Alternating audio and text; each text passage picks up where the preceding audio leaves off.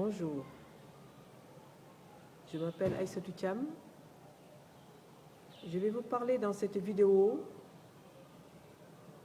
de la France. Qui est en fait la France et d'où vient-elle?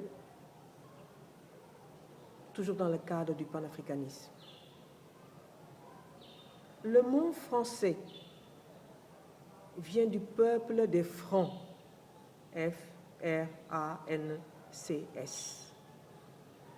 Au temps de l'Empire romain, des peuples comme les Francs, les Allemands, les Angles, les Saxons, les Wisigoths, les Goths, etc., étaient considérés de barbares.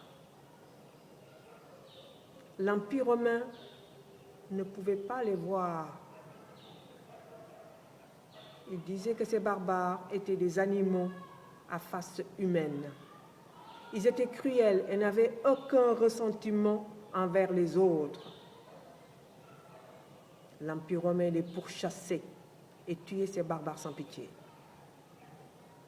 Une barrière, le limes, était construite pour empêcher ces barbares de rentrer dans la cité romaine. Bien plus tard, l'Empire romain enrôla certains de ces barbares dans l'armée romaine. Certains s'instruiront et occuperont des fonctions dans la cité. Bien plus tard encore, ce sont ces barbares qui prirent Rome et devinrent les maîtres du monde. Les Francs, associés aux Gaulois et à d'autres peuples, deviennent des Français. Les Allemands deviennent les Allemands d'aujourd'hui. Les Angles et les Saxons sont devenus les Anglo-Saxons, c'est-à-dire les Anglais. Il y avait bien évidemment les Goths, les Wisigoths, les Ostrogoths, etc., qui se sont introduits dans beaucoup de ces communautés, mais ils forment aujourd'hui une grande partie de l'Espagne, de l'Italie, du Portugal et de l'Europe de l'Est. Qu'est-ce que c'est qu'un barbare? Dans le dictionnaire français, le mot barbare a plusieurs significations. Premièrement, c'est une population, une tradition dont les coutumes légitimes ou semblent légitimer aux yeux de la personne qui en parle des violences, la coercition, le pillage, l'aliénation, des injustices et des crimes de masse. C'est le dictionnaire français qui parle. Et cela vous doit rappeler un petit peu le comportement de la France en Afrique. La deuxième définition du dictionnaire français dit que un barbare, c'est une personne réputée brutale, inculte, c'est-à-dire sans aucune culture ou connaissance, intolérante, violente, destructrice. Et le comportement et le langage, les mœurs de cette personne, lorsque les destructions sont physiques, on parle aussi de vandalisme, par référence au peuple des Vandales. Bien évidemment, au fil de l'histoire, le terme de barbare a revêtu différentes acceptations. Mais l'essentiel, c'est le pillage, l'aliénation, les injustices ou des crimes de masse dont ces peuples avaient la réputation. Les Romains parlaient de barbares comme s'ils étaient des animaux, car ils étaient cruels. D'autres même affirmaient que les barbares tuaient et arrachaient le cœur de leurs victimes et le mangeaient tout cru. D'autres disaient que ces barbares avaient l'habitude de boire le sang de leurs victimes parce qu'en ces temps-là, ils croyaient que ce sang leur donnait de la force. Mais ce qui caractérisait essentiellement les barbares, c'était de se regrouper en masse et d'aller piller, brûler, détruire d'autres peuples pour s'accaparer de leurs richesses et pour pouvoir vivre normalement. C'était cela leur stratégie de vie. Aujourd'hui, ces mêmes barbares, vous savez qui sont? C'est les Français d'aujourd'hui, c'est les Anglais d'aujourd'hui, c'est les Occidentaux d'aujourd'hui. Ce que nous ne savons pas beaucoup, c'est que malheureusement, nous sommes dans une civilisation de barbares. Nous sommes dominés par des barbares. Et c'est pour ça d'ailleurs qu'ils se comportent aujourd'hui toujours, jusqu'à nos jours, comme des barbares. Quel a été le sort de ces barbares après la chute de l'Empire romain? Les barbares deviennent les maîtres du monde. Et des siècles plus tard,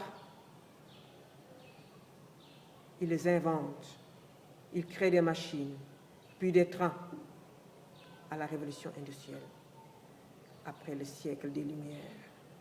Plus tard encore, ce sont des ordinateurs, des téléphones, des avions, des technologies de plus en plus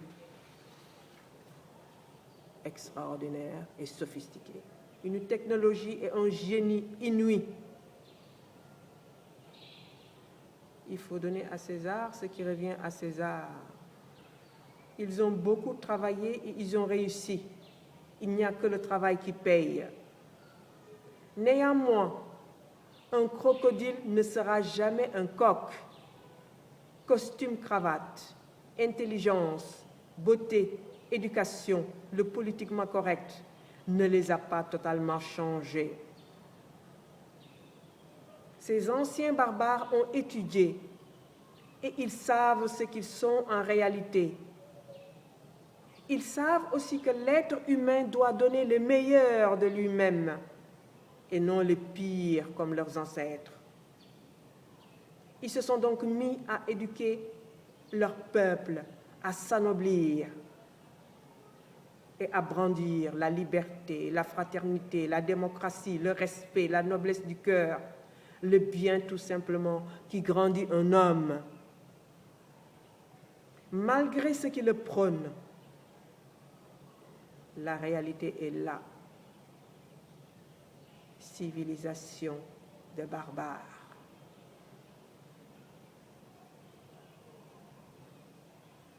Et je vais vous donner quelques points pour justifier cette civilisation de barbares. Premièrement, l'Amérique a été construite en décimant les peuples qui vivaient sur place, à savoir les Indiens ou Peaux-Rouges. On les a totalement décimés.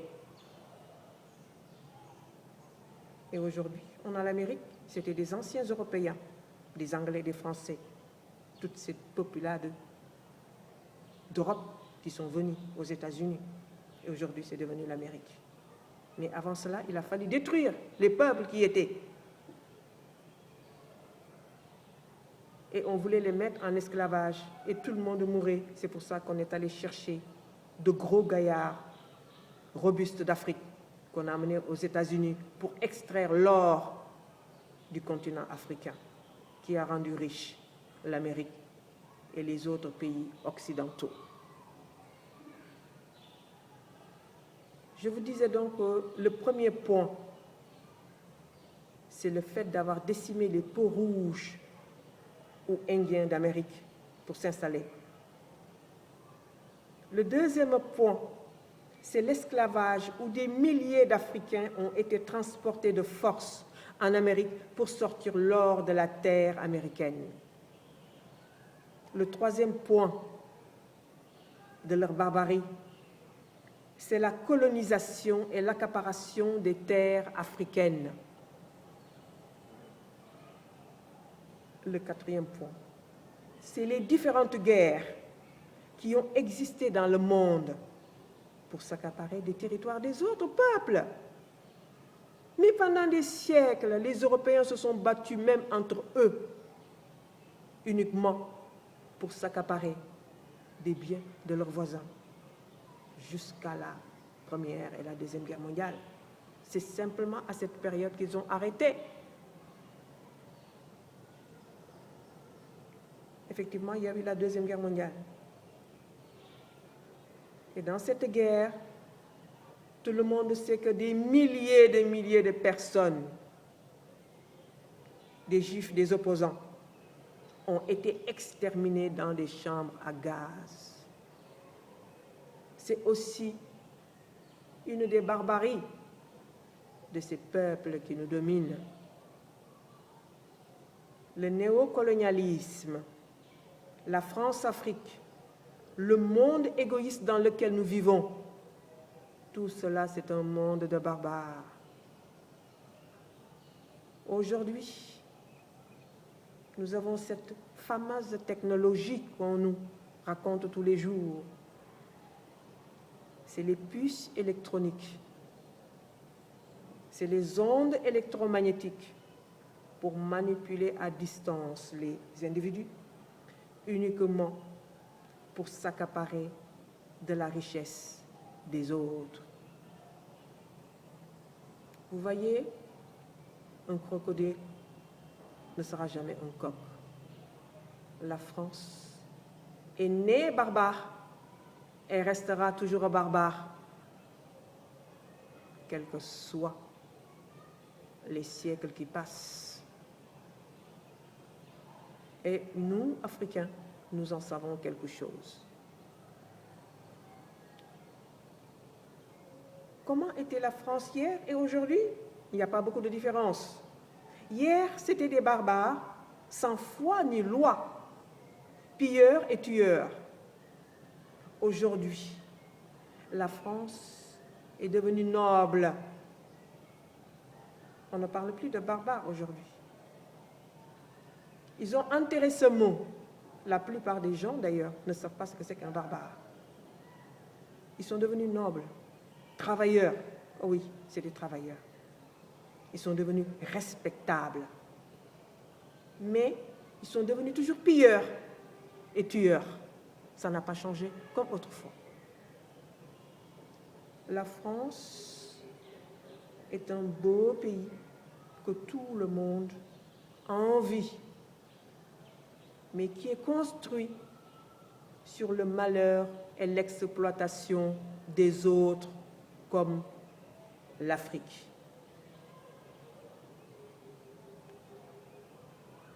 Et c'est malheureux. L'histoire continue et c'est un éternel recommencement.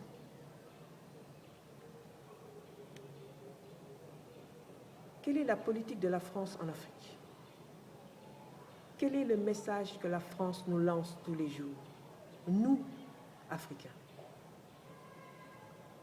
La France nous dit, Africains, dansez, buvez, roulez avec vos 4x4, allez où vous voulez en France et dans le monde entier. Vous êtes libres, à condition de me laisser faire ce que je veux en Afrique. Vous, Africains, priez, croyez fermement à vos dieux, abrutissez-vous. Vos croyances ne vous permettent jamais d'être des savants et des scientifiques.